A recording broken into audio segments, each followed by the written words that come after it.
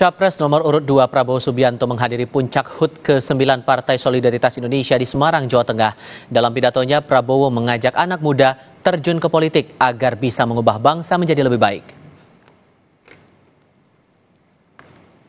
Memperbaiki kehidupan rakyat, itu arti politik. Politik artinya keinginan, kehendak memperbaiki kehidupan rakyat.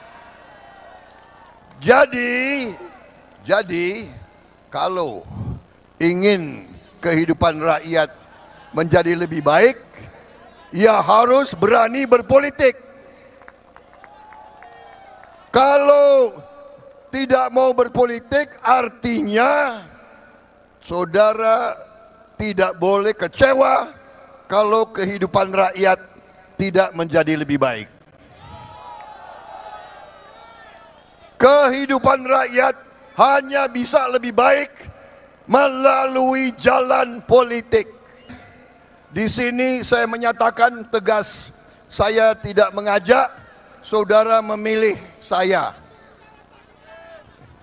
Saya tidak mengajak, tapi saya berdoa dalam hati saudara milih